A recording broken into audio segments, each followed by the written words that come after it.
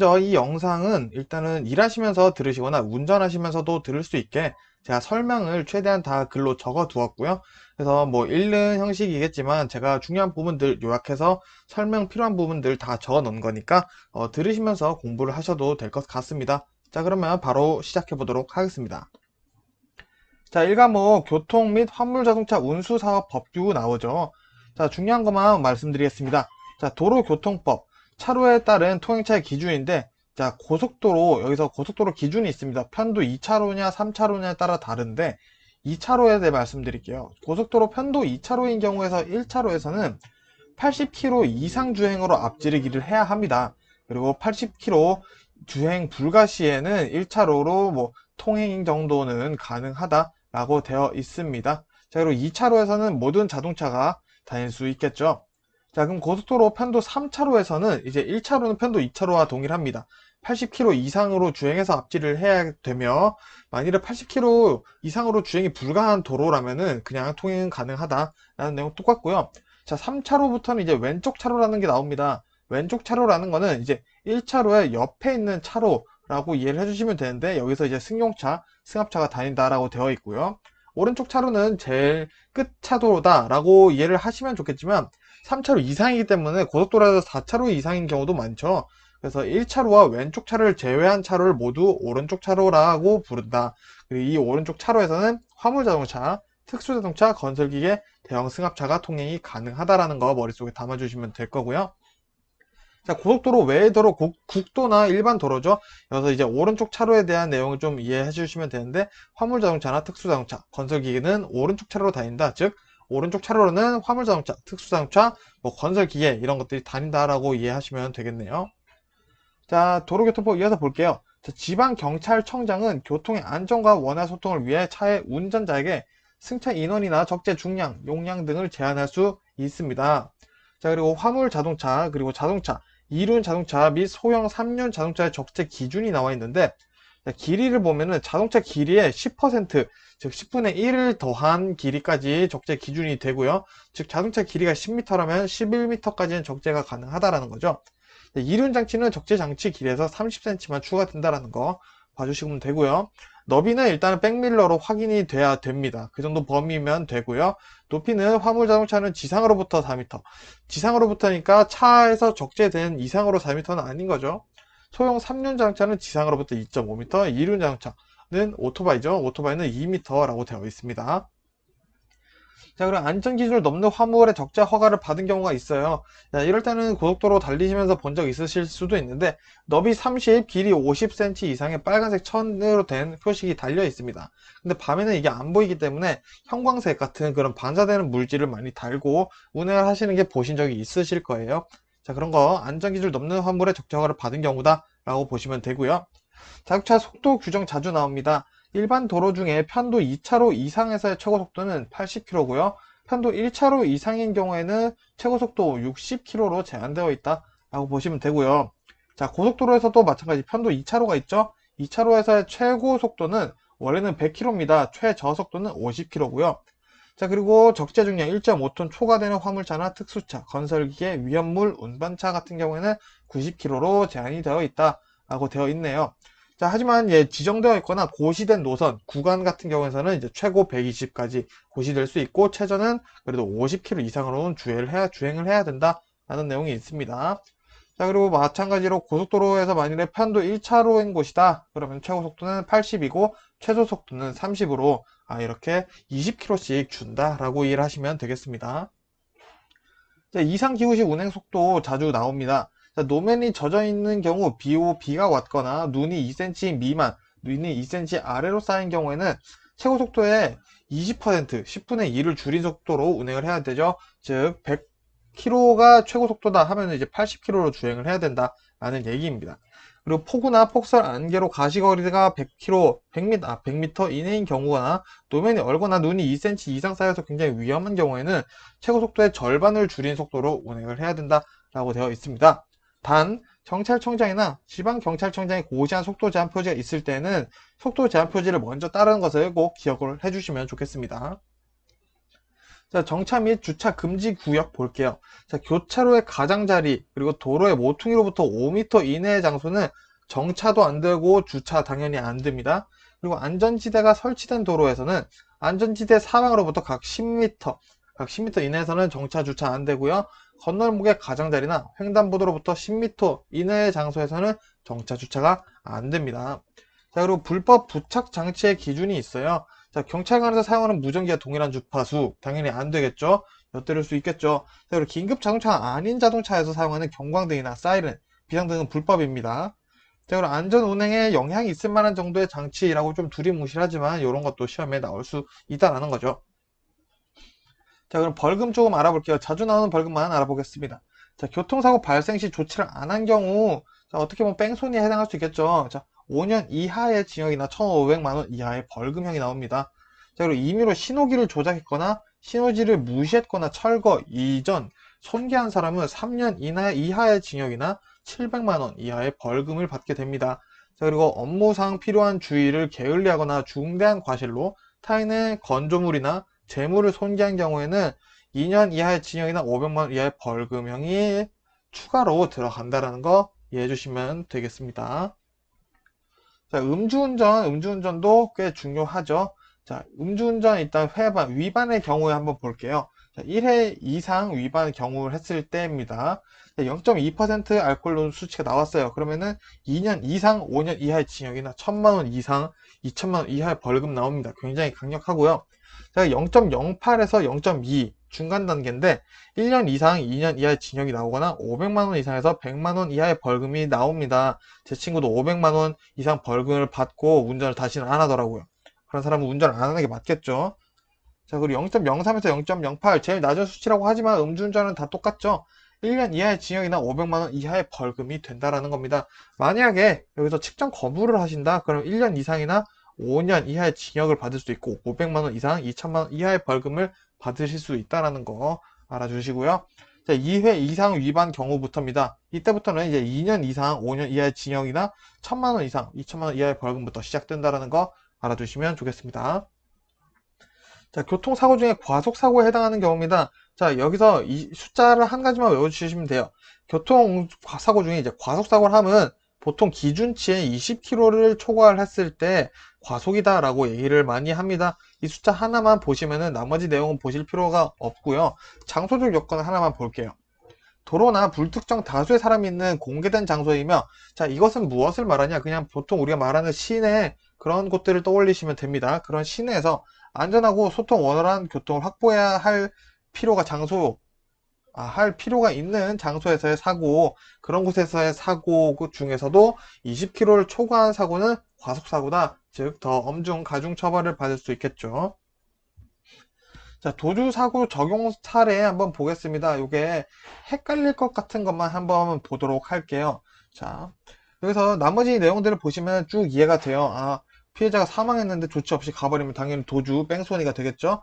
여기서 헷갈리실 만한 거, 자, 운전자를 바꿔 신고한 경우에도 마찬가지 도주사고 적용이 되고요. 피해자를 병원까지 후송을 했어요. 그렇지만 후송만 하고 어떻게 입원 절차를 도와주지 않거나 보호자 조치를 밟지 않는다면 도주사고 적용 사례가 되고 있습니다. 자, 그리고 사리분별이 없는 피해자가 혼자 처리할 수 있겠지라고 생각을 하고 간 경우에도 마찬가지 도주사고 적용 사례가 됩니다. 즉 이런 것들로 봤을 때 일반적인 우리의 상식과 더불어 뭔가 후속 조치, 확실히 피해자가 다치지 않았는지 확인을 하고 도움까지 줘야지 도주사고가 되지 않는다는 거 보시면 되고요. 자, 도주사고 미적용 사례도 한번 볼게요. 사고 장소가 너무 혼잡해요. 그래서 차를 어디다 잠시 대려고 조금 가다가 대고 왔는데 경찰이 온 경우가 있겠죠. 그럴 때는 이거는 도주사고 미적용 사례다 라고 할 수 있고요.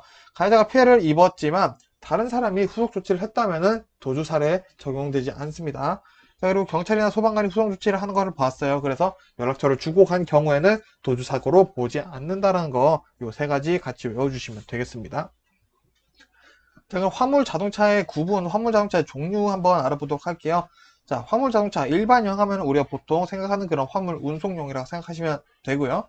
덤프형이 있죠. 자, 적재함을 원동기의 힘으로 기울여 적재물을 낙하시킨다. 덤프 트럭 뭐 이런 거 떠올리시면 되겠죠. 볼보 차량 그런 거 있죠. 25톤짜리. 그리고 벤형, 지붕에 덮개가 있는 화물 운송용을 우리는 벤형이라고 얘기를 할 거고요. 특수용도형, 청소차, 살수차, 소방차, 냉장, 냉동차, 곡물, 사료, 운반차, 뭐 돼지 운반차, 가축 운반차 이런 것들도 다 특수용도형에 포함이 됩니다. 자, 그리고 특수자동차랑 특수용도형은 달라요. 특수자동차는 견인형, 분할형, 특수용도형이 있습니다. 견인은 말 그대로 견인을 전용으로 하는 차, 레카 이런 것들이 포함이 될 거고요. 분할용은 약간 차가 어디에 빠졌거나 구출을 할 필요가 있다라고 판단이 되는 곳에서 군한 혹은 견인을 한 차를 군한형이라고 얘기를 합니다. 그리고 특수용도형은 여기서 이제 고소작업차, 고가 사다리 소방차, 오가 크레인 이런 것들이 특수용도형, 특수자동차에 해당된다라고 보시면 되겠네요. 그리고 화물자동차 운송사업 운임 및 요금 신고사항, 요금 신고를 할 때 어떤 것들이 필요냐? 세 가지 있습니다. 원가 계산서, 운임, 그리고 운임 요금표가 있죠. 그리고 운임 및 요금의 신고 대비표, 변경 신고의 경우에 대해서 이제 신고 대비표가 있어야 되는데 이 신고 대비표를 지불하냐 안 하냐가 문제에서 나올 수 있으니 이 세 가지 머릿속에 담아주시면 되고요. 추가로 운송사업자는 운임 및 요금을 미리 정해서 국토교통부 장관에게 신고를 해야 됩니다. 국토교통부 장관에게 협의를 허락을 받아야 되는 게 아니라 미리 정해서 신고를 해야 된다는 게 중요한 포인트입니다. 요거 말 바꿔서 나올 수가 있어요. 자, 그리고 화물자동차 운수사업 법령에서 규정하는 운수 종사자의 준수사항 한번 보겠습니다. 자, 당연히 해서는 안 되는 거예요. 부당한 운임이나 요구를 해서는 안 되고요. 정당한 사유 없이 운송 거부해서는 안 되고요. 정당한 사유 없이 화물을 중도해서 내리게 해서는 당연히 안 되겠죠. 자, 여기서 중요한 건 이겁니다. 화물자동차 운송사업의 허가사항 변경 신고의 대상입니다. 자, 언제 운송사업에 변경 신고를 해야 되냐? 첫 번째, 상호 변경 시. 자, 그리고 대표자 변경 시, 요거는 법인에 해당하고요. 그리고 화물 취급소, 화물 취급소의 설치 또는 폐지를 했을 때 신고를 해야 되고요. 화물 자동차가 대폐차, 폐차가 이루어졌을 때 변경 신고를 해야 됩니다. 그리고 주사무소 영업소 및 화물 취급소에 이전했을 때 신고를 해야 됩니다. 단 주사무소 이전은 관할 관청의 행정구역 내 이전만 해당한다라는 내용까지 머릿속에 담아주시면 되겠습니다. 눈으로 보시다 보면 외워지시니까 너무 걱정하실 필요는 없어요. 자, 자가용 화물차를 사업용 화물차 자동차로 신고할 때 누구에게 신고해야 되냐는 문제 나올 수 있습니다. 시도지사에게 신고를 해야 되고요. 자가용 화물자동차의 허가 사유로 있습니다. 자, 요거는 왜 자가용 화물자동차는 원래는 이제 돈을 받고 쓰거나 그렇게 해서는 안 돼요. 근데 사용을 해도 될 때가 있다라는 거죠. 언제 천재비변이나 이에 준하는 비상사태가 있을 경우나 사업용 화물차나 철도 등의 화물 운송수단이 불가용, 사용할 수 없는 상황이 됐거나 용농조합 법인이 그 사업을 위해서 화물자동차를 직접 소유하거나 운영을 할 때는 자가용 화물자동차를 사업용 화물자동차처럼 사용을 해도 된다라는 거예요. 하지만 자가용 화물자동차 사용액 제한 또는 금지 내용이 있습니다. 자가용 화물자동차를 사용해서 운송사업을 경영한 경우에는 6개월 제한이 들어가요. 그리고 유상 운송 허가 사유에 해당하는 경우지만 화물자동차를 유상으로 운송에 제공하거나 임대한 경우에는 이렇게 해서는 안 된다라는 내용이 있으니 요 허가 사유와 금지되는 내용 묶어서 같이 외워주시면 좋을 것 같습니다. 자, 그리고 2년 이하의 징역 또는 2천만 원 이하의 벌금 한번 요약해 보도록 할게요. 자, 일단 기본적으로 허가를 안 받았으면은 2천만 원짜리 많습니다. 그래서 허가를 받지 않고 부정하게 받은 화물자동차, 운송사업 경영자, 운송주선사업 경영자, 운송가맹사업 경영자는 2년 이하 징역 혹은 2천만 원 이하 벌금 나오고요. 자가용 화물차 아까 유상으로 화물 운송용에게 제공하거나 임대하면은 금지, 6개월 금지라고 말씀드렸죠. 추가로 2년 이하의 징역 2천만 원 이하의 벌금까지 나올 수 있다는 거. 그리고 자동차 관리 사업자와 금품을 주고받은 운송사업자, 운수 종사자 포함이고요. 규정을 위반하여 사업을 양도한 자도 마찬가지입니다. 끝으로 명의 이용 금지 의무를 위반한 자는 2년 이하의 징역 또는 2천만 원 이하의 벌금이 나온다는 거 계속 들어보시다 보면은 외워지실 거예요. 자, 그럼 자동차 말소 등록의 사유 한번 보겠습니다. 자, 자동차 제작이나 판매자 등에게 반품한 경우에는 말소가 되겠죠. 차량이 초과한 경우에도 당연히 말소될 거고요. 수출한 경우 말소되겠죠. 그리고 교육이나 연구 목적 자동차도 말소가 됩니다. 그 내용들은 지게차와 똑같고요. 자, 그리고 자동차가 본래 기능을 회복할 수 없거나 멸실된 경우에는 당연히 말소를 해서 폐차를 해야 되겠죠. 자, 이러한 말소 등록 기간이 있습니다. 위와 같은 사유가 발생한 날부터 1개월 이내에는 말소 등록을 꼭 해주셔야 됩니다. 그리고 자동차의 번호판 봉인은 시도지사가 실행한다라는 거 같이 머릿속에 담아주시면 되겠습니다. 자, 그리고 1과목에 이제 또 중요한 게 대기 환경 보전 법령이에요. 자, 목적 한번 보겠습니다. 대기 오염으로 인한 국민 건강이나 환경에 관한 위해를 예방하는 겁니다. 그리고 대기 환경을 적정하게 지속 가능하게 관리와 보존을 하고 모든 국민이 건강하고 쾌적한 환경에서 생활할 수 있도록 대기 환경 보전 법령이 존재를 하고 있습니다. 자, 이 나오는 용어들이 몇 개가 있는데, 자, 시험에 자주 나오는 용어들은 이거예요. 대기 오염 물질. 자, 요거는 가스나 입자상 물질. 요런 것들 외워주시면 되고요. 가스라는 거는 이제 기체상 물질이에요. 물질이 연소나 합성, 분해되면서 발생하는 기체상 물질인데, 자, 이제 매연이 조금 특이합니다. 연소할 때 발생되는 유이탄소가 주가 되는 입자상 물질이에요. 기체가 아니라는 거죠. 그리고 또 검댕이라는 또 입자상 물질이 있는데, 이거는 연소할 때 생기는 유리탄소가 응결한다. 유리탄소가 응결해서 생기는 입자상 물질을 검댕이라고 얘기를 합니다. 자, 그리고 저공해 자동차. 대기 오염물질 배출이 없는 자동차나 배출 허용 기준보다 오염물질을 적게 배출한 차들을 우리는 저공해 자동차라고 부를 거고요. 공회전 제한장치라는 게 또 있네요. 차에서 배출되는 대기 오염물질을 줄이고 연료 절약하기 위해서 자동차에 부착하는 장치를 공회전 제한장치라고 합니다.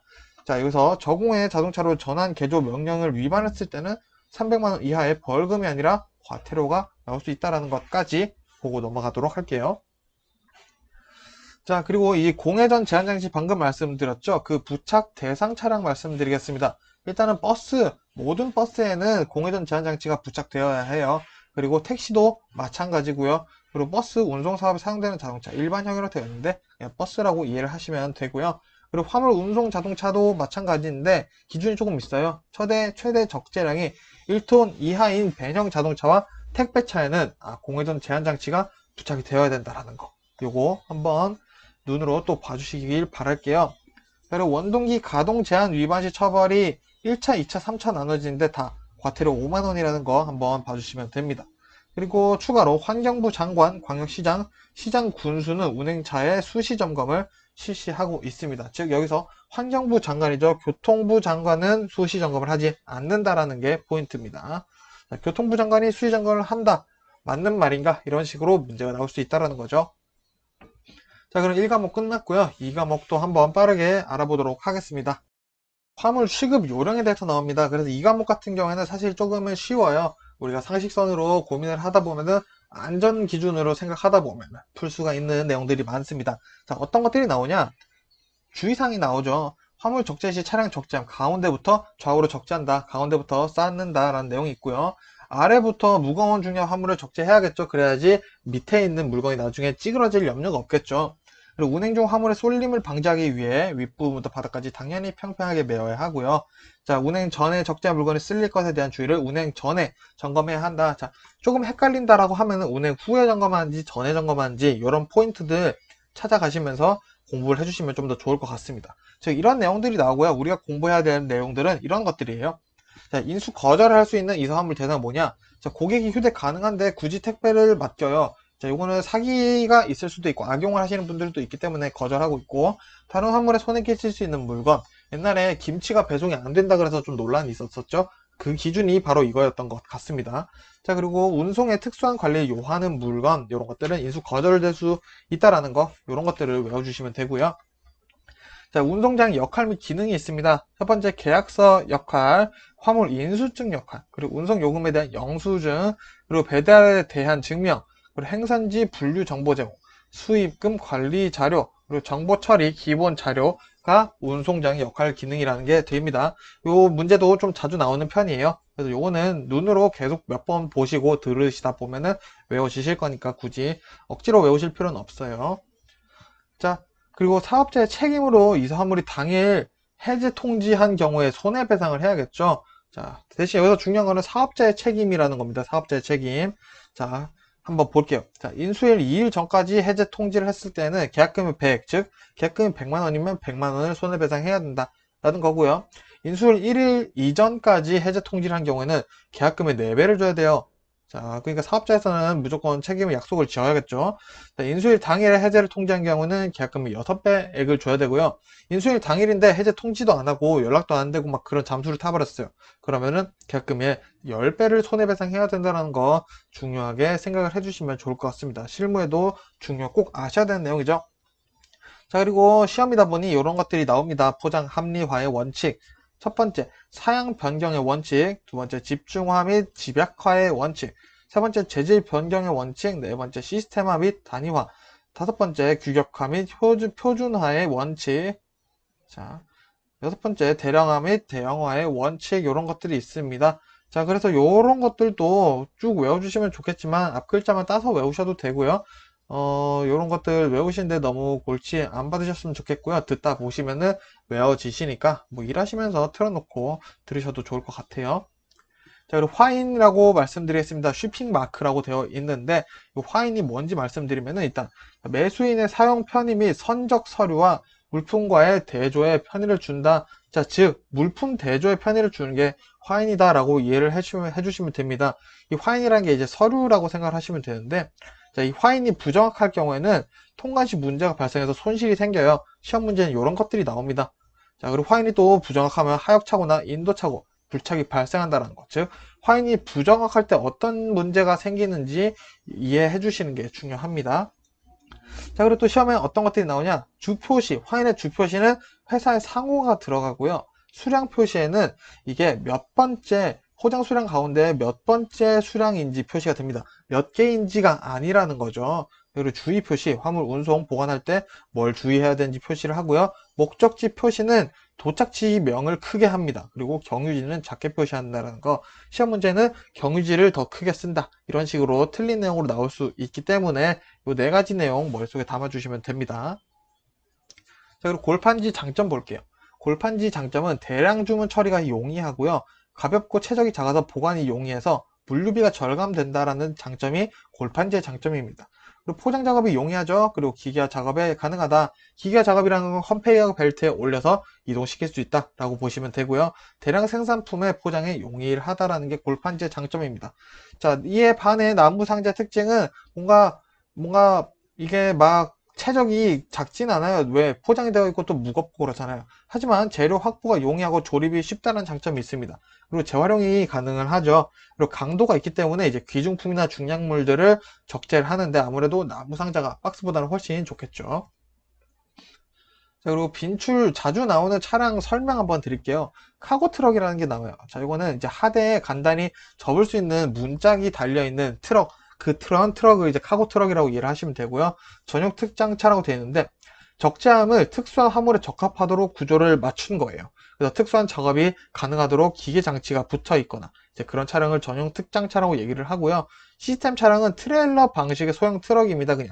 트레일러가 달려있거나 뭐 트레일러처럼 움직여지는 그런 소형 트럭을 얘기를 하고요. 덤프트럭은 우리가 아시는 것처럼 볼보 25톤을 떠올리시면 되는데 적재함 높이를 경사지게 해서 적재물을 중력에 떨어뜨려서 이렇게 막 흙을 쏟아뜨리거나 돌을 떨어뜨리는 그런 것들을 이제 우리는 덤프트럭이라고 얘기를 하고 있습니다.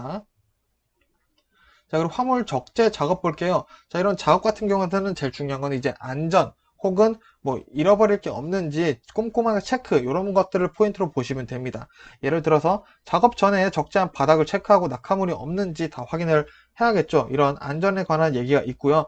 적재함 난간에 적재를 해서는 당연히 안 되겠죠. 자, 그리고 밧줄 결박 시 밧줄이 끊어질 것을 대비해 안전한 자세로 밧줄 결박을 한다. 그리고 컨베이어 위에 올라가서 작업을 해서는 안 된다. 이런 내용들이 많이 나오기 때문에 외우신다기보다는 이해를 하시고 넘어가시는 게 더 효율적인 공부가 될 것 같습니다. 자, 그리고 팔레트에 대한 얘기가 조금 나와요. 시험에서는 펠릿이라고 나올 수 있고 팔렛이라고 얘기가 나올 수도 있습니다. 자, 팔레트는 틈바구니가 있겠죠, 쌓다 보면. 그래서 요 틈바구니를 여러 두께의 발포 스티판을 이용해서 없앱니다. 근데 이게 어떻게 나올 수 있냐? 같은 두께의 발포 스티판을 이용한다 라고 나올 수도 있어요. 그러면은 틀린 내용이죠. 그래서 틈바구니는 여러 두께의 발포 스티판을 이용한다라는 거 외워주시면 되고요. 또 그 틈바구니 혹은 팔레트가 얽히지 않게 합판을 사이에 넣기도 합니다. 그리고 팔레트의 틈을 에어백으로도 없앨 수도 있다라는 거. 요 세 가지 머릿속에 담아주시면 되고요. 이제 팔레트에 여러 가지 방식이 있는데 쌓는 방식이죠. 밴드 걸기 방식은 이제 붕괴 방지를 위해서 사용된다. 요것만 기억해 주시면 되고요. 주연 어프 방식은 팔레트의 가장자리를 높게 해서 화물이 안쪽으로 쏠려서 갈라짐을 방지하는 거예요. 그러니까 단면을 이렇게 보면은 화물이 이런 식으로 쌓여서 안쪽으로 살짝 기울여져서 안정감이 있게 안쪽으로 쌓이게 하는 거죠. 피라미드처럼. 자, 요거를 이제 우리는 주연 어프 방식이라고 얘기를 하고요. 풀 붙이기 접착 방식은 말 그대로 바닥에 살짝 풀을 붙여서 이제 미끄러지지 않게 방지를 하는 거죠. 그러다 보니 뗄 때 조금은 조심을 해야 된다라는 내용이 있습니다. 그리고 슈링크 방식은 열 수축식 플라스틱 필름을 씌워서 슈링크 터널을 통과할 때 열이 이제 쫙 하면서 플라스틱 필름이 이제 물건을 잡는 거죠. 이런 거 언제 쓰이냐? 이제 우리 뭐 보도블록 같은 거 옮길 때 팔레트에 쌓였을 때 그럴 때 뭐 보신 적이 있으실 수도 있습니다. 자, 컨테이너에 대해서 조금 더 알아볼게요. 자, 컨테이너는 이제 손해 여부와 봉인 번호를 체크하고 배차계에 통보를 한다는 내용을 일단 염두에 두시면 됩니다. 그리고 상차 후에 도착 장소와 도착 시간을 체크한다는 것. 언제? 상차 후에 체크를 합니다. 그럼 상차 전에는 뭐 하냐? 상차 전에는 배차계에 배차 지시를 받거나 상차지와 도착 시간을 통보받아야 돼요. 그래야지 어디로 가는지 알겠죠. 그리고 상차 전에 배차기로부터 컨테이너 중량을 또 통보받아야 된다는 거. 즉 상차 전에 뭐 해야 되는지 상차 후에 뭐 해야 되는지 나눠서 외워주시면 되고요. 컨테이너 운송 같은 경우는 아무래도 컨테이너 자체가 비싸죠. 그래서 대단위의 투자가 있어야 하고요. 자, 쌓는 것 그리고 운송 방법이 굉장히 크고 위험하기 때문에 고도의 전문 지식이나 기술이 있어야 합니다. 그리고 컨테이너 하역 시설이 있는 항구에만 입항할 수 있다는 거 요 세 가지 정도만 알아두시면 됩니다. 자, 컨테이너 이제 어떤 용어들이 있는지 자주 나오는 용어들만 조금 말씀드릴게요. 자, 피기백이라는 게 있습니다. 피기백은 열차에 적재를 하는 거예요. 열차에 컨테이너를 열차에 적재하는 걸 피기백이라 하고요. 버디백은 비행기, 항공에 적재를 하는 겁니다. 우리 옛날에 버디버디 메신저 날라다녔죠. 그래서 버디백, 항공에 적재를 하는 거예요. 피시백, 물고기 잡는 거잖아요. 즉 선박에 적재를 한다. 컨테이너를. 피시는 물고기죠. 자, 이런 식으로 외우시면 되고요. 행어 컨테이너, 뭔가 달려있는 느낌의 행잉이 달려있다라는 뜻이죠. 컨테이너 안에 달릴 수 있게 하는 거예요. 뭐 건어물들 이런 것들을 이제 선장에 매달 수 있는 걸 행어 컨테이너라고 하고요. 플랫폼 컨테이너는 그냥 중량물이나 부피 큰 거를 운송할 때 플랫폼 컨테이너라고 얘기를 한다라고 보시면 되고요. 천장 개방형 컨테이너는 이제 말 그대로 지붕이나 벽 등이 일부가 개방되어 있는 컨테이너를 얘기를 하고 있습니다. 자, 그리고 솔리드 벌크 컨테이너. 자, 벌크라는 게 우리가 마트 가서 뭐 벌크로 된 제품을 사면 포장이 안 되어 있죠. 자, 그런 것처럼 이제 몰드나 소매품, 사료, 이렇게 흙 이런 것들을 운송을 할 때 사용되는 게 솔리드 벌크 컨테이너다 라고 연결해서 외워주시면 될 것 같습니다. 자, 그럼 트레일러 볼게요. 트레일러, 우리 캠핑 갈 때도 트레일러 끌고 다니시는 분들이 간혹 계시죠. 차 뒤에 달려있는 거죠. 그렇기 때문에 동력이 없고 모터 비클에 의해 견인되는 거죠. 그래서 사람이나 물품을 수송하는 목적으로 설계되어 도로를 주행하는 차량이죠. 자, 사람이 수송되는 건 사실 조금 위험합니다. 그리고 폴 트레이너까지 한번 말씀드릴게요. 이제 파이프나 H형광 같은 장착물, 긴 물건들 있죠. 그런 것들을 수송할 때는 이제 폴 트레일러라는 걸 사용을 합니다. 자, 그리고 아지테이터라는 게 있는데 요거는 믹서차예요. 믹서차. 이제 우리 그 시멘트나 뭐 골재 혼을 반죽해서 이렇게 쭉 떨어뜨리는 그 믹서차 있죠. 믹서차. 이제 그걸 아지테이터라고 부른다라는 것 정도만 아시면 됩니다. 자, 그리고 트레일러 구조에 대해서만 한번 말씀드릴게요. 평상식이라는 게 있습니다. 평면에 하대를 갖춰서 일반 화물이나 강제 등의 수송에 적합한 게 이제 평상식, 보통 쓰인다라는 느낌이고요. 저상식은 조금 무게중심이 낮습니다. 그래서 차체도 조금 낮고요. 무거운 걸 들어야 되기 때문에 그래요. 그래서 불도저나 기중기 같은 건설 장비 운반에 적합하고요. 이제 중저상식은 가운데죠. 평상식과 저상식의 가운데쯤이죠. 이제 대형 핫코일, 무겁죠. 이런 중량 블록 화물을 운반하는데 적합하다라고 되어 있습니다. 즉 이제 낮아질수록 하대가 낮아질수록 하대가 낮아지는 게 아니라 무게중심이 낮아질수록 차체가 낮아질수록 더 무거운 걸 들 수 있다 라고 보시면 되겠고요. 스케레탈 트레일러라고 있습니다. 컨테이너로 운송을 위해서 만들어진 트레일러고요. 벤 트레일러, 일반 자파나 뭐 냉동 화물들을 운반하는 데 사용이 됩니다. 그리고 오픈탑 트레일러라는 거는 탑, 오픈 탑 위에 느낌이 들죠. 천장에 계구부가 있어요. 그래서 화물이 들어가게 만든 고속 화물 운반용이다. 천장이 뚫려 있다 라고 이해를 하시면 되고요. 특수용 트레일러 같은 경우 이제 뭐 덤프 트레일러, 탱크 트레일러, 탱크라는 단어 나오면 이제 오일, 기름 이런 것들을 운반하는 차다 라고 말씀드렸었죠. 그리고 자동차 운반용 할 때는 특수용도 트레일러가 사용이 된다 라고 보시면 됩니다. 자, 그리고 고속도로 제한 차량, 이거 굉장히 중요합니다. 실무에서도 꼭 아셔야 되는 내용이에요.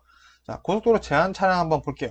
축 하중은 10톤 초과되면 안 되고요. 총 중량은 40톤을 초과해서는 안 됩니다.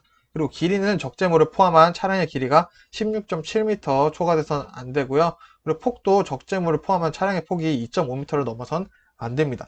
높이도 마찬가지 적재물을 포함한 차량의 높이가 4m 초과해서는 안 됩니다. 단 도로관리청이 안전하다고 판단된 경우는 4.2m까지 가능하죠. 이런 경우에는 이제 뭔가 표식이 달려 있습니다. 그리고 모래나 흙, 자갈 같은 쓰레기를 운반하는데 덮개가 없다. 당연히 불가하죠. 고속도로에 들어올 수 없습니다. 꼭 신고하셔야 되고요. 그 적재물이나 파손품 낙하 우려가 있는 차량도 안 되고요. 느린 차량, 운행속도가 50km 이상 안 나오는 차량, 왜? 고속도로의 최저 속도가 50km였죠. 그렇기 때문에 50km 미만 넘지 않는 차량이 되면은 고속도로 들어올 수가 없고요. 자, 이상기후 시에는 연결 차량 안 됩니다. 트레일러 같은 거 차량이 연결되는 차량은 이상기후, 눈이 많이 온다거나 비가 많이 온다 하는 경우에는 고속도로 제한됩니다. 그게 이제 풀카고랑 트레일러가 포함이 되고 있어요. 자, 그리고 파손 사고의 원인과 대책에 대해서 한번 말씀드릴게요. 이제 화물에 대한 파손 사고에 대해서 말씀드리는 건데, 자, 원인은 보통 집합시 화물의 포장 불량이나 무분별한 적재, 상하차시 이렇게 툭툭 던지는 듯한 낙하 때문에 파손 사고가 일어나고 있습니다. 그래서 이에 대한 대책으로 집합시 고객에게 내용물의 정보를 듣고 포장 상태를 꼭 확인을 하면 되겠죠. 그리고 가볍거나 가까운 거리 화물이라도 던지거나 그렇게 막대해서는 안 되겠죠. 그리고 사고가 있어 보이는 위험 물품은 안전박스에 적재하거나 별도로 적재를 해야 합니다. 그리고 충격에 약한 화물일수록 유의사항을 포기하거나 보강 포장, 한 번 더 포장을 하는 것에 신경을 쓰도록 하는 것으로 파손사고의 대책을 꼽고 있습니다. 시험에 나올 수도 있으니 염두해 주시고요. 화물 자동차의 종류 한번 보겠습니다. 자, 보니 트럭이란 덮개가 운전실 앞쪽에 나와 있는 트럭을 보니 트럭이라고 하고요. 우리 보니라고 하면 차 쪽의 앞쪽을 얘기를 하는 거죠. 그래서 덮개가 운전실 앞쪽에 나와 있는 거예요.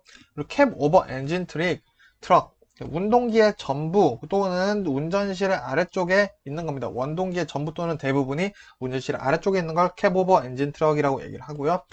밴은 이제 상자형 화물실을 가지고 있는 걸 우리가 밴이라고 얘기를 하죠.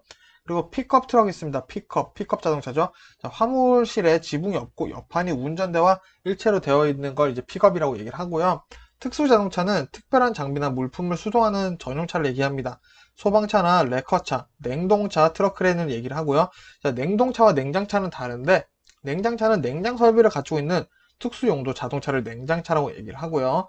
탱크차는 탱크 모양 용기와 펌프를 가지고 있는 액체 수송, 기름이나 오일 같은 거 말씀드렸죠. 수송하는 특수 장비차입니다. 그리고 덤프차는 화물대를 기울여 적재를 중력으로 쉽게 내려뜨리는 덤프 트럭이죠. 자주 나오고 있습니다. 그리고 마지막으로 운송물의 수탁 거절 가능 사항 한번 볼게요. 자, 택배 회사마다 다 다른 기준이 하나 있는데 이제 포장의 가로 세로 높이 합이 각 회사마다 기준이 있는데 그 기준을 넘으면은 수탁 거절이 될 수 있고요. 무게도 마찬가지 각 회사의 기준이 있습니다. 그리고 이제 공통된 거는 가액이 300만 원 초과해서는 안 되고요. 밀수품이나 군수품, 부정품은 당연히 수탁을 받지 않습니다. 그리고 현금, 카드, 수표, 증권 등 현금화가 가능한 물건도 운송물의 수탁 거절 가능 사유가 되고요. 미풍양속에 반하는 물건이거나 인화 물질이 있거나 위험한 물건이거나 동물 당연히 택배 배송 안 되죠. 그리고 고객이 운송장에 필요한 내용을 기재하지 않은 경우 배송할 수도 없겠죠. 그리고 운송에 적합하지 않은 포장이나 고객이 운송물 확인을 거절하거나 운송물과 다른 내용으로 운송장을 기재한 경우에는 운송물의 수탁 거절이 가능하다라는 게 있습니다. 자, 제가 중요한 내용만 이렇게 추려서 말씀드렸는데도 꽤 많은 내용이 있습니다. 하지만 이 내용들이 꼭 나온다라고 보장드리는 것이 아니라 적어도 이 내용 정도는 공부를 해야 된다라고 말씀을 드리는 것이니 이 영상뿐만 아니더라도 제가 올린 기본 해설 영상을 꼭 틀어서 내용을 들어주시기 바랍니다. 자, 그러면은 다음에는 이제 3, 4과목 중요한 내용 한번 전체 이렇게 해서 또 말씀드리도록 하겠습니다. 이어서 화물 운송 종사 자격증 핵심 요약 3과목, 4과목 마지막 영상 해보도록 하겠습니다. 자, 교통사고 3대 요인입니다. 첫 번째 인지적 요인, 사람에 의한 인적 요인이고요. 컨디션이나 심리, 습관, 태도 등에 따라 해당이 되고요. 두 번째 차량 요인입니다. 차량의 장치나 적재물, 상태에 따른 게 차량 요인이고요. 세 번째가 도로 환경 요인입니다. 이제 두 가지로 나눠지는데 도로 요인은 도로의 구조나 노면, 도로 폭, 차선 수 이런 것들이 해당이 되고요. 환경 요인은 자연 환경, 기상 상태 이런 것들 있죠. 교통환경, 교통량이나 사회환경, 구조환경 이런 것들에 따라 나눠집니다. 그래서 교통사고 3대 요인 머릿속에 담아주시고요. 보통 교통사고가 이 세 가지 중 두 가지가 복합적으로 연결되면서 발생한다라는 것까지 이해해 두시면 좋을 것 같습니다. 운전에 영향을 미치는 요인은 크게 두 가지로 나눌 수가 있어요. 일단 신체 생리적인 요인이 있죠. 피로하거나 이제 피곤도 혹은 약물에 따른 질병에 따른 그런 것들이 이제 운전에 영향을 미치고, 두 번째는 심리입니다. 오늘 내 상태의 기분 뭐 그런 것도 포함되고요. 흥미, 욕구, 정서, 성격 등이 포함됩니다. 그리고 시각 특성 한번 볼게요. 시각 특성이라 이제 운전 면허나 어느 정도의 시각 능력을 가지고 있어야 되는지 시험에 나오고 있는데, 일종 운전면허 같은 경우는 일단 두 눈을 동시에 뜬 시력이 0.8 이상이고 양쪽 눈은 각각 0.5 이상은 되어야 됩니다. 하지만 뭐 한쪽 눈이 만일에 보지 못한 상태라면 다른 쪽이 0.8 이상이어야 하고요. 수평 시각은 120도 이상, 수직 시각은 20도 이상, 그리고 중심 시야는 20도 내 암점 또는 반명이 없어야 된다라는 게 있습니다. 다 외우실 필요 없고 이렇게 도수 120도, 20도, 그리고 중심 시야 20도 이렇게 각도만 외워주셔도 되고요. 자, 2종 운전면허 같은 경우에는 두 눈을 동시에 뜬 시력이 0.5 이상이면 됩니다. 1종은 0.8이었죠. 자, 2종 운전은 다른 눈을 보지 못한 경우는 다른 쪽이 0.6 이상이면 이제 가능합니다. 자, 1종, 2종 마찬가지 공통점은 이제 붉은색, 녹색, 노란색 신호등 색깔이죠. 구분할 줄 알아야겠습니다. 자, 그리고 다른 내용인데 이제 속도는 시야에 반비례 합니다. 즉 속도가 빠를수록 시야는 좁아지고 흐려진다 라는 게 이제 모든 시야에 공통적으로 나오기 때문에 요 맥락 이해해 주시는 게 또 중요할 것 같습니다.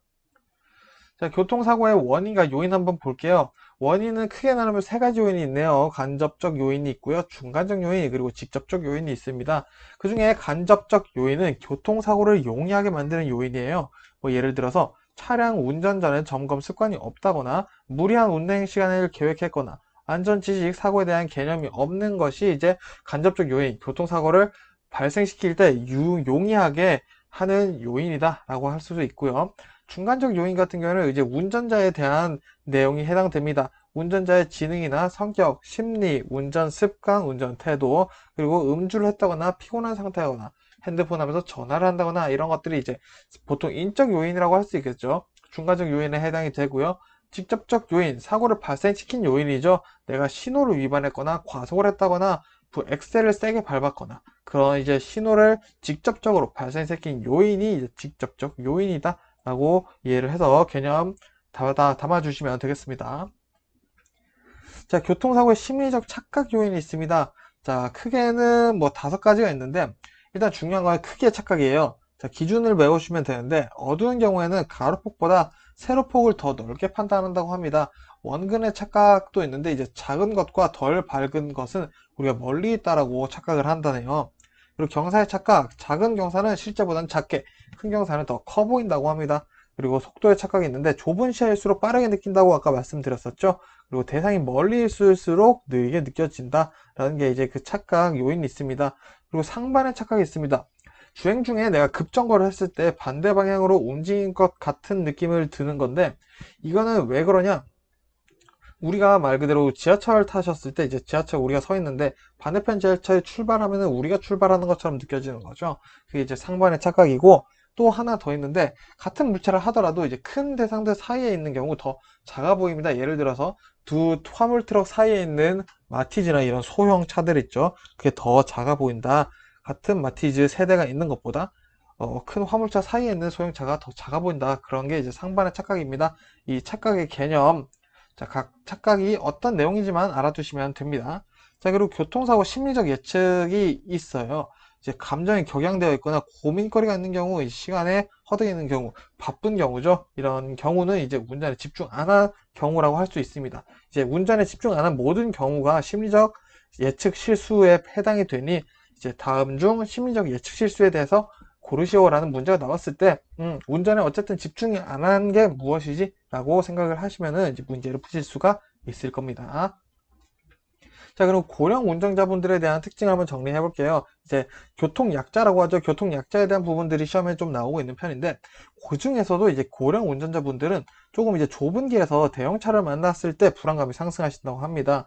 그리고 또 이제 보통 시각 능력이나 청각, 그리고 사고나 이런 신경 능력이 저하되죠. 그렇기 때문에 뭔가 사고가 딱 났을 때, 감지를 했을 때 재빨리 피하실 수가 없겠죠. 그리고 또 이제 보행 행동이 궤적에서 흔들린다. 즉, 이거는 이제 사선으로 걷게 되거나 중심을 잃고 왔다 갔다 하면서 이제 걸으시는 모습을 얘기를 하는 거예요. 그렇기 때문에 또 도로 중앙부를 걷거나 이제 거리의 포스나 간판을 보면서 걷는 경우가 많기 때문에 조금 소리가 나거나 사고가 났을 때 위기 순간을 이제 대처할 수 있는 능력이 좀 많이 떨어지시게 됩니다. 즉, 이제 고령 운전자에 대한 문제는 신체적인 기능 저하, 그리고 인지력 저하, 그리고 반응 저하에 대한 내용으로 많이 나오고 있으니 뉘앙스, 그 반응에 대한 내용만 이해를 해주시면 될 것 같습니다. 자, 그리고 두 번째 교통약자죠. 어린이에 대한 얘기가 나옵니다. 자, 고령자와 비슷한 내용이 많고요. 여기서 추가로 되는 건 이제 호기심이나 이런 것들이 있습니다. 왜 어르신들은 아무래도 경험이 많기 때문에 판단 자체는 지혜로운 판단을 하시지만 조금 느리기 때문에 사고가 날 수가 있는데, 어린이는 경험이 없기 때문에 부주의, 주의력 부족, 판단력 부족, 이런 단순한 사고방식에서 교통사고가 많이 나게 돼요. 추가로 중요한 게 우리 어른들의 추상적인 말에 의해서 사고가 난다는 것도 있습니다. 예를 들어서 우리가 위험하다라고 얘기하는 거는 오히려 어린이들에게는 호기심을 유발한다고 합니다. 자, 예를 들어 도로가 위험하다, 자동차는 위험하다라고 얘기를 했다면 왜 위험한지까지 얘기를 해주고 무엇을 주의해야 하는지 꼭 어린이에게 말해야 된다는 거 머릿속에 이해를 해주시면 좋겠습니다. 자, 그리고 어린이들은 도로에 갑자기 뛰어들거나 횡단 중에 이제 부주의하거나 자전거나 안전벨트를 차지 않아서 이제 나는 사고가 많다고 하니 어르신들의 각별한 주의가 필요하겠네요. 자, 그리고 이제 운행 기록 분석 시스템이라는 게 나옵니다. 자동차의 운행 기록을 실시간으로 저장하고 이제 교통사고 예방을 목적으로 한다는 게 특징인데, 어떤 것들이 기록이 되냐? 자동차의 순간 속도, 이제 RPM, 분당 회전 속도죠. 그리고 브레이크를 어떻게 밟았는지 브레이크 신호, 그리고 GPS 위치나 이제 방해가, 그리고 가속도 이런 것들이 저장이 됩니다. 이제 이런 것들을 이제 분석을 하는데, 운행 경로에 대한 궤적, 운전자는 이제 시간대별 주행거리, 얼마나 주행을 했는지, 그리고 진로 변경 횟수, 과속, 급출발, 급가속, 사고 발생 요인이 이제 분석이 되고요. 이런 것들을 분석해서 어디에 활용되는지가 또 중요한데, 자동차 운행 관리나 사고 예방, 그리고 운전자 교육, 운전자 습관 교정, 그리고 교통 행정기관의 운행 경로나 개통 체계를 개선하는데 운행 기록 분석 시스템이 활용되고 있다라고 머릿속에 담아주시면 되겠네요. 자, 자동차의 중요한 장치 한번 알아보겠습니다. 자, 제동 장치는 쉽게 말해서 브레이크, 멈출 때 사용하는 장치를 얘기를 하는 거죠. 그 중에는 중요한 게 뭐가 있냐? 풋브레이크가 있습니다. 발로 조작하는 브레이크고요. 주차 브레이크, 뒷바퀴 이제 좌우가 고정되는 사이드 브레이크라고 쉽게 이해를 하시면 될 것 같고요. 엔진 브레이크, 자, 가속 페달을 놓거나 저단계로 놓으면 속도가 서서히 떨어지게 하는 브레이크를 엔진 브레이크라고 얘기를 합니다. 자, 그리고 ABS 기능 아시는 분들도 계시겠지만, 자, 빙판이나 우리 빗길 등 미끄러운 곳에서 브레이크를 밟으면은 핸들이 움직이질 않아요. 근데 ABS가 이제 핸들로도 조정이 가능하도록 해주는 것이 ABS의 역할이다 라고 이해를 해주시면 되겠습니다. 자, 그리고 자동차의 장치 중에 중요한 조향 장치가 있죠. 자, 사전적 정의로 하면 이제 주행 방향을 바꿔주는 역할을 하는 것인데, 크게 말해서 조향 장치 핸들이다 라고 이해를 하시면 됩니다.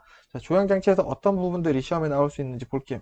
자, 앞바퀴 정렬이 중요하다고 하는데 왜 주행 중에 핸들 조작이 용이하기 위해서 필요하다. 자, 앞바퀴 정렬이라는 것은 우리가 직접 할 수 있는 건 아니고 자동차 정비를 할 때 정렬시켜 주는 것을 얘기를 하는 거고요. 이제 토인이라는 단어가 나옵니다. 자, 앞바퀴의 앞쪽 부분, 자, 그러니까 앞바퀴가 이렇게 타원으로 이렇게 길쭉하게 생겼죠. 자, 앞바퀴가 두 개가 있는데 이 앞바퀴의 앞쪽 부분이 뒤쪽보다 더 간격이 좁은 상태를 토인이라고 얘기합니다. 자, 그렇기 때문에 이 토인이 되어 있는 게 중요한데, 타이어의 마모를 방지하거나 이제 핸들 조작을 용이하게 하기 때문에 토인이 되어 있어야 됩니다. 이 반대가 된다, 그렇다는 것은 이제 토아웃을 얘기를 하는 건데, 이제 토인은 주행 중 타이어가 바깥으로 벌어지는 것을 방지를 하죠. 그렇기 때문에 타이어의 앞쪽이 뒤쪽보다 더 넓으면 토아웃, 그렇다는 것은 이제 운전을 하면서 타이어가 바깥쪽으로 벌어질 수가 있겠죠. 그리고 이 토이는 캠버에 의해서 이제 토아웃이 되는 것을 방지를 해주고 있는데, 캠버라는 게 뭔지 보면은, 자동차를 앞쪽에서 보면은 위쪽이 아래쪽보다 약간 바깥쪽으로 기울어져 있어요. 그래서 이거를 이제 플러스 캠버라고 얘기를 하는데, 이 반대는 마이너스 캠버라고 얘기합니다. 즉 이제 이 캠버는 아까 말씀드렸던 것처럼 중요한 것은 토아웃이 되는 것을 방지를 하고요. 앞차축이 휘는 것을 방지하고 핸들 조작을 용이하게 하는 조향 장치 중에 하나이다 라고 이해를 해주시면 될 것 같습니다. 자, 그리고 마지막으로 조향장치엔 캐스터라는 게 있어요. 자, 앞바퀴에 직진성을 부여해서 차의 롤링을 방지를 합니다. 자, 핸들의 복원성을 돋는 역할을 또 하고 있는데 요게 중요하죠. 자, 코너를 돌고 우리가 핸들을 놓으면 다시 풀리는 현상이 있죠. 요게 뭐 자동차의 운동 방향, 진행 방향도 있어서 그렇게 되지만 캐스터의 역할도 있다라고 이해를 해주시면 되겠습니다. 자, 그리고 현가장치 보겠습니다. 현가장치는 이제 속칭 쇼바라고 하죠. 차량의 무게를 지탱하고 이제 노면의 충격을 흡수해서 승차감을 더 좋게 만들어주는 장치가 현가장치이죠. 자, 이 현가장치는 이제 스프링 종류가 많이 나옵니다. 자, 판스프링이라고 주로 화물차 자동차 사용되는 것이 판스프링이다 라고 이해를 하시면 되는데 이제 구조가 단단해서 조금 내구성이 좋아요. 근데 승차감이 나쁘죠. 아무래도 작은 진동을 흡수를 하는 데는 적합하진 않아요. 왜? 화물 자동차는 무겁기 때문에 큰 진동을 흡수를 하는 게 좀 더 중요하겠죠. 그래서 화물 자동차는 판스프링이 사용이 된다라고 되어 있고요. 오히려 내구성이 너무 크고 부드러운 판스프링은 차체를 불안하게 하기도 한다라는 단점이 있습니다. 자, 이에 반해 승용차에는 이제 코일 스프링이 많이 들어갑니다. 코일은 이제 코일의 상단은 차체에 부착되어 있고 하단은 차륜에 간접 연결되면서 이제 승용차의 이제 노면의 진동들을 흡수를 해주는 역할을 하고 있죠. 자, 그리고 비틀림 막대 스프링이 있습니다. 자, 뒤틀림에 대한 충격을 흡수한다. 자, 자동차의 스프링이 상하로만 움직이는 건 아니겠죠. 자, 대각선으로도 스프링 되고 노면이 또 기울어져 있으면은 오른쪽으로 뒤틀릴 수도 있고 그런 것들을 이제 방지해주는 뒤틀림 막대 스프링이다 라고 이해를 하시면 되고요. 공기 스프링은 대형 차량 버스에 사용이 됩니다. 자, 군대 운전병 나와 보신 분들 아시겠지만 화물 차량 크고 무거운 것들은 제동 장치를 아무래도 좀 제동 장치가 아니라 이제 충격을 완화하는데 공기를 사용한다는 거 이해해 주시면 될 것 같고요. 자, 그리고 끝으로 충격 흡수 장치라고 있는데 마찬가지로 현가 장치의 종류입니다. 충격을 흡수해 주는 거기 때문에 자, 작동률을 채운 실린더가 이제 스프링의 동작에 반응해서 충격을 흡수하는 거죠. 즉 이거는 스프링이 아니라 작동류가 이제 위아래로 움직이면서 실린더와 함께 충격을 흡수해 준다 라고 보시면 되겠습니다. 자, 그리고 각종 현상들, 시험에 나오는 현상들, 중요한 현상들 한번 보겠습니다. 자, 베이퍼록 현상. 자, 브레이크액이 기화하면서 브레이크가 잘 안 먹힙니다. 즉, 이제 브레이크가 이제 패드가 이제 드럼과 마찰이 되면서 멈추게 되는데 그 사이에 브레이크액이 기화하면서 층이 생기니까 브레이크가 잘 안 먹히는 게 베이퍼 록인 거고요. 모닝록, 뭔가 아침에 일어날 것 같죠? 자, 이거는 아침에 우리가 습도가 많죠? 이슬이 끼고 그걸 이해를 하시면 되고요. 습도나 오랜 방치로 인해서 브레이크 드럼에 녹이 쓴 거예요. 그러다 보니까 녹이 쓰면 우리 까끌까끌 하잖아요. 브레이크를 살짝만 밟아도 지나치게 브레이크가 잘 드는 겁니다. 하지만 이 모닝록 현상은 천천히 서행하시면서 브레이크를 살짝씩 밟으시면은 사라지게 되니까 그 사라지는 방법도 한번 보시면 되고요. 자, 수막 현상 우리 빗길에서 많이 느껴지시죠? 타이어 미끄러지실 때가 있죠. 자, 타이어 홈에서 배수가 안 되기 때문에 발생한 현상이고 미끄러짐이 발생을 하겠죠. 자, 이럴 때 이제 고속 주행을 하시면 안 되고 마모된 타이어는 교체로 예방을 하시면 되겠습니다. 자, 그리고 페이드 현상이 있죠. 자, 급경사를 내려가거나 브레이크를 반복해서 사용할 때 라인이 가열되어서 브레이크 제동력이 떨어지는 겁니다. 자, 이거는 말 그대로 식히면 되니까 시동을 끄고 식히시면 해결이 됩니다. 자, 그리고 정지거리, 정지시간 개념을 잡아두시는 게 조금 중요할 것 같습니다. 자, 그리고 공주거리, 공주시간이라는 게 있는데 자, 요거는 브레이크를 밟겠다는 운전자의 지각, 브레이크 밟아야지 라고 한 지각 순간부터 브레이크가 작동을 시작하는 순간까지의 거리를 공주거리, 걸리는 시간은 공주시간이라고 얘기를 합니다. 자, 그러면은 이 다음부터 제동거리가 되겠죠. 자, 브레이크 작동 순간부터 자동차의 정지까지 주행된 거리는 제동거리, 걸린 시간은 제동시간이 됩니다. 즉, 이 공주거리와 제동거리 합친 게 이제 정지거리, 정지시간이 된다라는 거 이해하시면 됩니다. 즉, 정지거리, 정지시간이라는 건 브레이크를 밟겠다는 운전자의 지각 순간부터 자동차가 완전 정지까지 걸린 시간과 거리를 얘기를 한다는 이 개념 잡아두시는 게 아마 헷갈리시지 않을 겁니다. 자, 그리고 이 부분은 좀 많이 자주 나오는 표현은 아닌데 좀 헷갈리실 수 있을 것 같아서 좀 내용을 넣습니다. 자, 곡선부에서 사고를 감소시킬 수 있는 방법. 자, 쉽게 말해서 커브에서 사고를 발생시키는 방법이죠.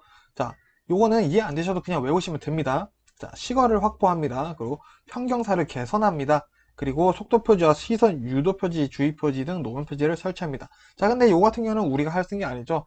교통부에서 하는 거죠. 자, 그리고 곡선부가 오르막과 내리막의 종단 경사가 중복되면 사고율은 올라갑니다. 자, 요거 통째로 외울게요. 곡선부가 오르막과 내리막의 종단 경사와 중복되면은 사고율은 올라간다. 자, 즉 커브가 오르막, 언덕과 이제 내리막이 중복되면은 사고율이 올라간다. 요 개념 머릿속에 꼭 담아주시면 될 것 같습니다. 자, 그럼 중앙분리대 종류 보면서 한번 마무리 해보겠습니다. 자, 3과목 마무리 해보는 거예요. 자, 방호 울타리형 중앙분리대가 어떤 것들이 있냐? 자, 연석형 중앙분리대, 자, 연석의 중단에 막 잔디, 중앙선 사이에 나무 이런 거 심어져 있는 거 있죠? 자, 이런 것도 녹지를 제공해주는 장점이 있고, 운전자의 심리적 안정감에 기여하지만 큰 기능은 없다라는 거. 이게 연석형 중앙분리대고요. 광폭 중앙분리대, 자, 우리 차로가 완전히 분리될 수 있는 충분한 공간을 확보함으로써 분리시킨다. 자, 그는 우리가 고속도로나 국도에서 빠져나갈 때, 자, 이제 뭐 지역으로 빠져나갈 때 쭉 하면서 중간에 흰색 이렇게 쭉 착착착착 하면서 나와 있는 거 있죠? 이게 광폭 중앙 분리대입니다. 자, 이 분리대의 폭이 넓을수록 당연히 분리대를 넘어가는 횡단사고가 적게 되겠죠? 그리고 전체 사고에 대한 비율도 낮아지게 됩니다. 자, 그리고 이 분리대는 사고 방지의 목적보다는 사고 형태, 유형을 바꿔주는 것이 핵심이라는 것까지 보시고요. 자, 중앙 분리대 기능도 한번 보도록 하겠습니다. 자, 중앙 분리대는 상하차도의 교통 분리를 해주는 겁니다. 요거 은근히 시험에 자주 나오더라고요. 자, 그리고 광폭 분리대는 사고 및 고장 차량의 정지할 공간을 제공을 해준다는 역할도 있고요. 보행자의 안전을 보장을 해주고 있죠. 그리고 중앙 분리대가 있으니 당연히 불법 유턴을 할 수가 없겠고요. 야간에 대항차에 대한 현광 방치, 그러니까 반대편 차량의 상향등을 얘기를 하는 거죠. 요 현광도 방지를 할 수 있는 기능이 있고요. 우리 방호 분리대, 방호 울타리죠. 방호 울타리의 기능 볼게요. 자, 방호 울타리의 기능 요거 시험에 진짜 자주 나옵니다. 자, 방호 울타리는 일단 횡단을 방지할 수 있어야 되고요. 차량을 감속시킬 수 있어야 되고요. 차량이 대형 차로로 튕겨나가지 않게 해야 하고요. 차량의 손상을 줄일 수 있어야 합니다. 즉, 요 내용들 보니까 사고가 안 나게 막는 건 아니네요. 사고는 났지만 조금 사고 유형을 바꾼다거나 조금 미미한 경미한 사고로 바꿔줄 수 있도록 노력을 하는 게 방호 울타리의 핵심적인 기능이다라고 꼭 이해를 해주시면 되겠습니다. 자, 여기서 앞지르기는 이제 한 가지만 말씀드리고 넘어가겠습니다. 앞지르기는 중앙선이 실선인 경우에는 앞지르기 할 수가 없죠. 하지만 중앙선이 점선인 경우에는 가능하다라는 거 이해를 해주시고요. 그리고 도로 중앙선을 넘어서 앞지르기 할 때는 꼭 반대편을 확인을 하겠죠. 그리고 앞차를 앞지르기 할 때는 꼭 앞차의 좌측으로 진행해야 된다는 거, 이거만 꼭 기억해 주시면 됩니다. 그리고 계절별 운전 특징 요약해 주시는 게 또 있는데, 자, 계절별 우리 특징 다들 아시잖아요. 자, 그거랑 비슷한 걸로 해서 유출을 해주시면 되고요. 조금 우리가 모르거나 헷갈리는 내용만 말씀드릴게요.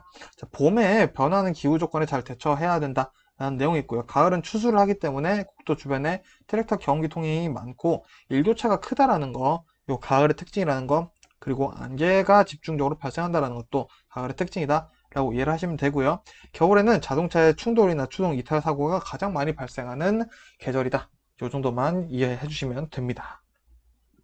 자, 그러면은 4과목 운송 서비스 같이 보도록 하겠습니다. 자, 고객의 욕구에 대해서 은근 시험에 가끔 나와요. 근데 조금 귀엽죠? 고객의 욕구를 한번 보시면은 중요한 사람으로 인식되길 바라거나 칭찬받고 싶거나 뭐 환영받고 싶어 한다는 귀여운 특징들이 있습니다. 한번 눈으로 봐주시면 되고요. 고객 서비스의 종류, 무형성, 동시성, 인간 주체, 소멸성, 이제 그리고 무소유권 이렇게 있는데 요거 내용 중에 소멸성, 무소유권만 이해하시면 됩니다.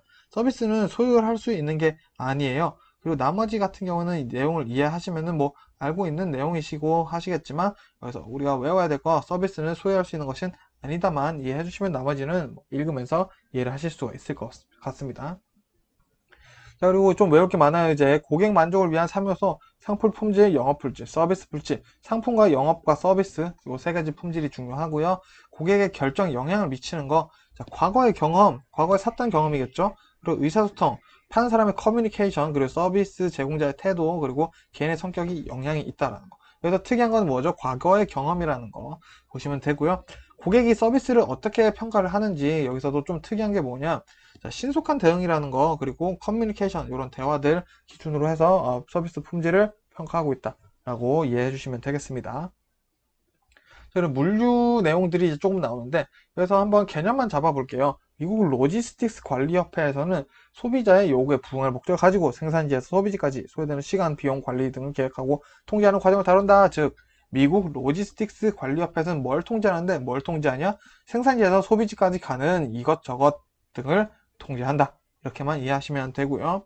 물류정책기본법, 이제 뭐 운송부터 부관, 하역, 가공, 조립 이런 것들이 되게 많은데, 그냥 물류정책기본법이라는 거는 별거 아니고 그냥 운송에 관련한 법을 관리한다 라고만 이해를 하시고 보시면 돼요.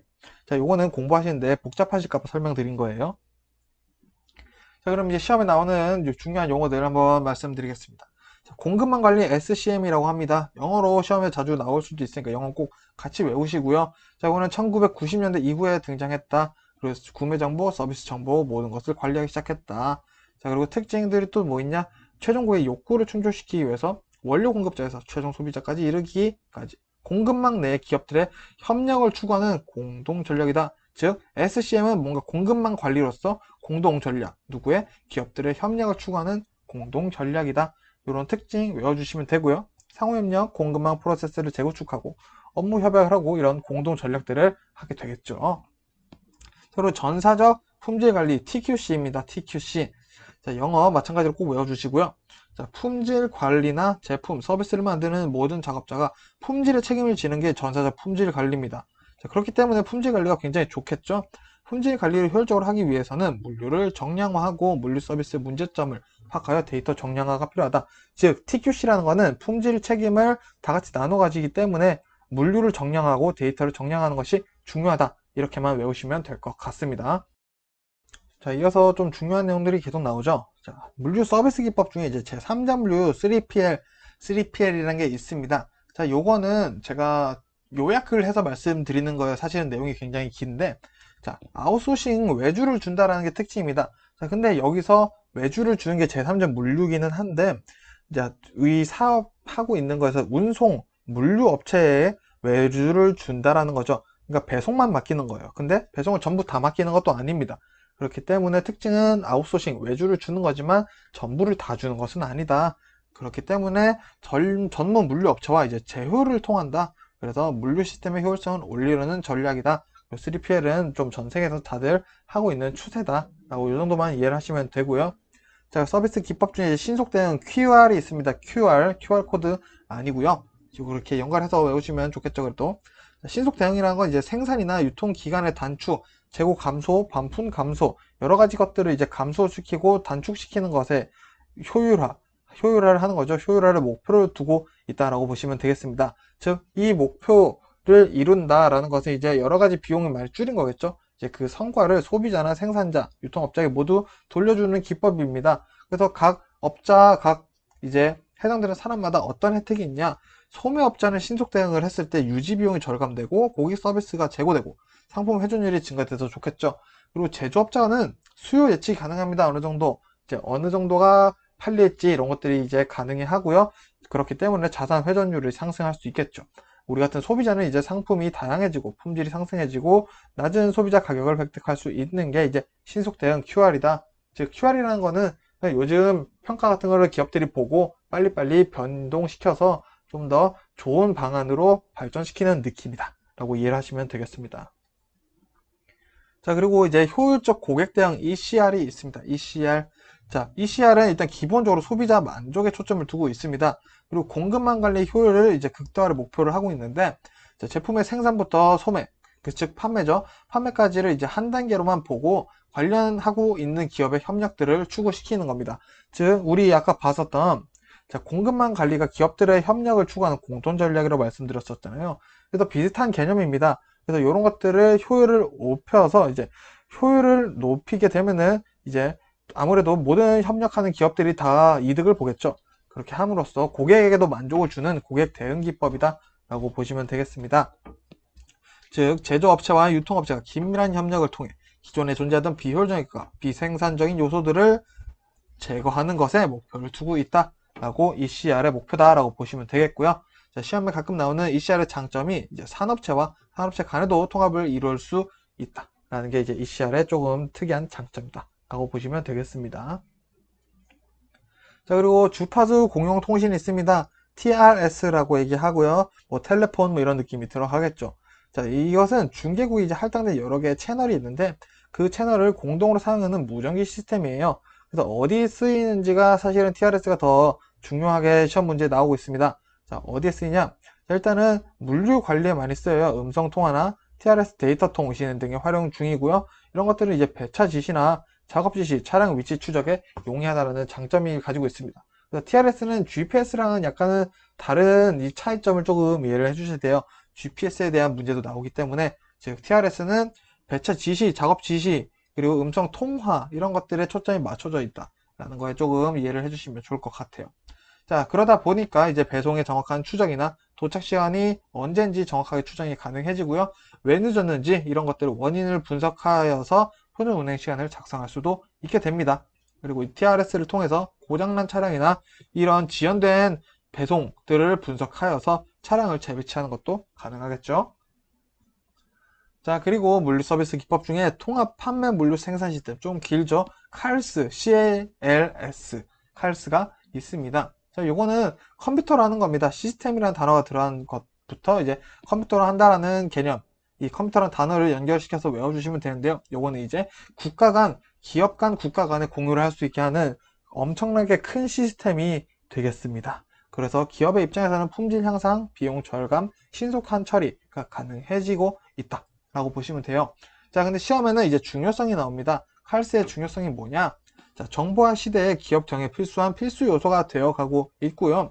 과다 서류나 기술 자료의 중복 등이 많겠죠. 이런 것들을 줄이고 업무 처리 절차를 축소시키고 있다라고 돼 있습니다. 그래서 이제 이 칼스를 하게 되면 효과는 비용이 절감되고 조직 간의 정보가 공유되며 신속한 정보 전달이나 제품 생산 시간이 단축된다라고 알 수가 있습니다. 자, 그리고 공급망 관리에 대해서 한번 슬쩍 정리해 볼게요. 자, 전체적인 흐름을 이해해 주시면 됩니다. 자, 경영 정보 시스템은 1970년대, 오래됐죠. 유통, 수송, 보관에만 중점을 가졌고요. 전사적 자원 관리는 80에서 90년대 등장을 하며 제조, 구매, 주문 관리까지 중점을 두기 시작했고, 공급망 관리가 이제 90년대 이후 등장하면서 구매 정보나 서비스 정보, 흐름 같은 거를 모든 것을 관리하기 시작한 게 공급망 관리입니다. 자, 공급망 관리가 SCM이었죠. 그리고 전사적 관리가 TQC였습니다. 영어 같이 외워주시고요. 자, 물류 관리의 원칙이 은근 자주 나옵니다. 자, 7R, 모든 것에 이제 졸, 라이트, 좋은이 의미가 들어갑니다. 7R은 이제 품질, 정량, 적시, 적소, 인상, 가격, 상품, 좋은 상품, 좋은 품질, 이런 것들을 얘기하는 7R 원칙이 있고요. 이거는 7R에 해당하지 않는 것이 무엇인가요? 라고 물어볼 수 있는 질문이 나올 수 있겠죠. 그리고 3S, 1L 원칙입니다. 스피디, 빠르게, 세이프리, 안전하게, 슈얼리, 확실하게, 로우, 그리고 모든 비용, 배송 비용의 절감, 감소, 이런 것들을 얘기를 하고 있는 게 3S, 1L이고요. 3의 이익이라고 있습니다. 이거는 이제 매출 증대, 그리고 원가 절감, 물류비 절감, 즉 매출이 증대되는 것이 이익이고 원가를 절감시키는 것도 이익이 될 수 있겠죠. 물류비를 절감시키는 것도 마찬가지 이익이 될 수 있다라는 3의 이익, 이 세 가지도 같이 외워주시면 되겠습니다. 자, 그리고 기업 물류에 대해서 슬쩍 한번 이해해 볼게요. 자, 요거는 제가 뭐 한 가지만 말씀드리고 넘어가겠습니다. 자, 기업 물류의 목표는 뭐냐? 자, 시스템 구축입니다. 결국에는.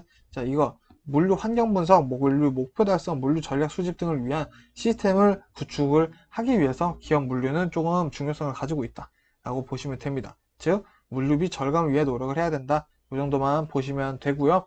활동 범위는 주된 활동, 대고객 서비스 수준, 수정, 재고관리, 주문 처리가 있고, 보조활동에는 자재관리, 구매, 포장, 정보관리, 보관, 판매, 약간 짜잘짜잘한 것들이죠. 이렇게 주된 활동과 보조활동의 차이 정도 머릿속에 이해해 주시면 되겠습니다. 자, 그럼 제3자 물류 한번 다시 볼게요. 중요하기 때문이죠. 3PL이죠. 자, 어느 기업이 아까 제가 외주, 약간 물류를 외주하는 것이다 라고 말씀을 드렸었는데, 물류비 절감을 활동 위해서, 물류비 절감을 위해서 일부 물류를 아웃소싱 하는 경우 외주 한다 라고 말씀드렸어요. 자, 이런 것들의 특징이 조금 이제 있는데, 기업이 사내의 물류 조직을 별도로 분리해서 자회사로 분리한 경우에도 포함이 돼요. 즉, 보통에는 이제 일부 물류를 외주를 다른 회사에 외주를 주는데, 자기 회사에 물류만 담당하는 회사를 또 자회사를 만든 거예요. 그런 경우에도 제3자 물류라고 해당이 된다. 이런 경우는 외주가 아니라 자회사에게 물류를 맡기는 형태가 되겠지만, 이것도 제3자 물류에 해당한다 라는 것을 한 가지 더 추가로 말씀드리고 있는 거고요. 아까 말씀드렸던 것처럼 요즘에는 이제 물류 효율의 한계가 오거나 성장을 위해서 이제 확대 제3자 물류를 도입하는 것이 추세이다 라고 이해를 하시면 되겠습니다.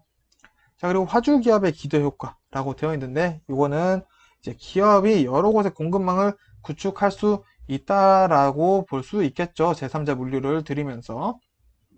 자, 이렇게 되면 이제 물류에 조금 더 여유가 생기다 보니 고객 서비스에 집중할 수 있겠고요. 고정 투자비를 없애면서 경기 변동, 물동량 변동에 대처도 할 수 있다는 장점이 있습니다. 자, 그리고 추가로 제4자 물류도 있어요. 4자 물류는 LLP라고 얘기를 합니다. 이거는 말 그대로 3자 물류보다 한층 더 업그레이드 됐어요. 자, 뭐가 업그레이드 됐냐? 자, 컨설팅 업무가 추가됐습니다. 자, 제3자 물류에 컨설팅 업무가 추가되었다라고 이해를 하시면 되는데, 자, 이거는 고객 서비스의 극도화를 하기 위해 시행되는 경우가 많습니다. 즉, 제3자 물류, 이제 컨설팅 업무가 추가되면서 공급망 확충이 더 용이하고 효율적이어진다라고 보시면 됩니다. 이 4자 물류에 4가지 단계가 있어요. 이 단계도 같이 외워볼게요. 재창조, 전환, 이행, 실행 이렇게 4가지 있다. 4자 물류는 재창조, 그리고 전환, 그리고 이행, 그리고 실행으로 단계가 나눠지고 있다라고 보시면 됩니다. 즉 4자 물류라는 거는 마찬가지로 3자 물류처럼 아웃소싱 외주를 하면서 공급망 확충과 공급망 활동 범위를 넓힐 수 있죠. 거기다가 컨설팅 업무가 추가되어 있다는 것을 이제 이해하시고 응용하는 것이 포인트라고 할 수가 있겠습니다. 네, 시험 문제는 이렇게 똑같이 나오지는 않아요. 자, 그리고 마지막입니다. 수배송 시스템, 수송 배송 시스템에 대한 내용들을 말씀드리면서 정리해 볼게요. 자, 수송 배송 시스템의 목표는 일단 물류비를 절감하려고 하는 거예요. 물류 서비스를 개선하고 이제 업계를 표준화하고 시스템화, 규율화를 하기 위해서 수배송 시스템을 만들게 된 거죠. 자, 이런 것들 이제 수배송 시스템을 만들 때 그럼 뭘 고려해야 되냐? 경제적인 측면을 고려해야겠고, 안전적인 측면, 운전의 안전, 그리고 고객 서비스, 그리고 사회적인 측면을 이 4가지를 고려해서 수배송 시스템을 만들어야겠죠. 자, 그럼 이 만들어진 수배송 시스템의 효율화를 하기 위해서는 일단은 가장 중요한 거, 리드 타임을 단축해야 됩니다. 고객이 주문했을 때부터 물건을 받으실 때까지 시간을 리드 타임이라고 얘기를 하는데, 이거를 단축시켜야지 조금 더 화물차가 많이 배차가 되겠죠. 그러면은 적재율이 상승될 것이고요. 적재율 상승을 위해서는 또 편도 운송과 중복 운송을 줄여야 합니다. 즉, 요거는 부산에서 서울까지 갔다가 서울에서 아무것도 못 싣고 돌아오면 이제 공차가 되겠죠. 부산에서 서울 간 김에 서울에서도 물건을 실어서 부산으로 돌아오는 이런 것들을 해서 적재율을 상승시켜야 된다라는 얘기를 합니다. 마찬가지로 이게 차량 회전율과 연결이 되겠죠. 공동 수송과 이제 배송의 장단점만 한번 정리해보고 마무리하겠습니다. 자, 공동 수송 경우에는 물류 시설 및 인원이 축소될 수 있다는 장점과 이제 발송 작업이 간소화되고 영업용 트럭의 이용이 증대되고 입출하 활동의 계획화가 가능하고 운임 요금이 적정화되고 이제 여러 운송업체와 복잡한 거래 교섭이 감소되고 소량 부정기 화물도 공동 수송이 가능합니다. 즉 이거를 다 외우기란 사실 쉽지는 않겠죠. 즉 공동 수송이라는 건 우리가 다 한 군데 모여서 딱 어느 정도의 기준을 가지고 수송 시작 이런 느낌을 가져서 이런 느낌으로 할 수 있을 잘 되는 장점이 뭘까? 라고 고민을 하시면서 문제를 푸시는 게 조금 더 좋을 것 같아요. 그래서 이거는 그 예시라고 생각을 하시면서 문제를 보시는 게 좋을 것 같아요. 자, 그럼 단점도 마찬가지로 그걸 적용해서 이해를 해보시면 좋아요. 다 같이 모여 있어요. 여러 가지 회사가 모여서 공동 수송을 하다 보니까 기업 비밀의 누출에 대한 우려가 있을 수 있고요. 또 회사마다 또 서비스가 차별화가 돼 있겠죠. 그리고 또 막 그러다 보니까 서비스 수준이 저하가 될 수 있어요. 책임이 회피가 될 수도 있기 때문이죠. 그리고 수화주가 누군지 이제 막 헷갈리기 시작하는 거예요. 물건 맡긴 사람이. 그래서 의사소통도 불가능하고요. 자, 그리고 상품 특성마다 판매 전략이 있을 텐데 그런 것들을 적용하기가 쉽지가 않겠죠. 막 모여서 하다 보니까. 그래서 요거는 공동수정 다 같이 모여 있어서 하다 보니까 어떤 일들이 발생할지에 대한 이해를 담아두시면 될 것 같아요. 공동 배송도 마찬가지예요. 이제 배송을 막 하다 보니까 아무래도 적재 효율, 회전율 같은 거는 좋아질 수가 있겠죠. 그리고 차량이나 기사 배송할 수 있으신 분들이 조금 더 많아지게 돼 있어요. 그러다 보니 안정적이어지고 네트워크가 조금 더 효과적이어지게 되겠죠. 그리고 교통이 옛날처럼 중구난방적이지도 않고 일방적으로 통행이 될 거고요. 그리고 환경 오염이 방지된다는 장점도 있어요.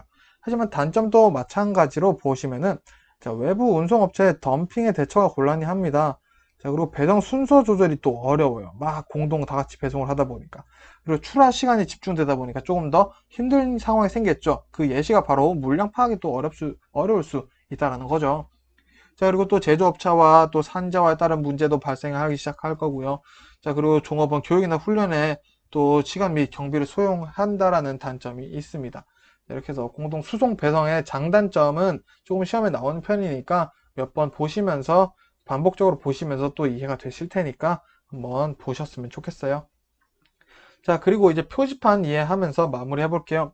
자, 우리가 사실 웬만한 표지판은 다들 알고 계십니다. 특별히 보실 표지판이라고 한다면은 저 같은 경우에는 이런 표지판 나누어지는 거 있죠. 중앙 분리대가 생긴다던가. 그리고 횡풍, 그리고 야생동물 보호, 요거 고라니 위험 표시가 아닙니다. 야생동물을 보호해야 한다라는 거, 요런 거 한번 보시면 좋을 것 같고요. 또 헷갈리실 만한 게 사실은 크게 없겠죠. 저 같은 경우에는 이런 게 좀 헷갈렸었어요. 앞지르기 금지, 앞지르기 금지구나. 이렇게 보시면 될 것 같고요. 한번 쭉 천천히 보세요. 자, 그리고 이런 거 좀 헷갈리실 만한 거 있습니다. 이런 거 차 높이 제한이고요. 이거는 차 폭, 차를 얘기를 하는 거다 라고 이해를 해주시면 될 것 같아요. 나머지는 너무 잘 아실 거고, 요거 또 특이한 거 하나 더 있네요. 자, 그리고 여기서도 사실은 거의 다 아시는 내용들이죠. 천천히 한번 보시면서 요게 이런 내용이었나? 이런 것들 조금 잘 볼 수 없는 표지판만 한번 눈여겨서 보시면 될 것 같고요. 자, 그리고 나머지 이런 것도 잘 보시겠지만 좀 이렇게 통행 우선, 어느 차가 먼저 더 통행 우선으로 되어 있는지 보시면 될 것 같습니다.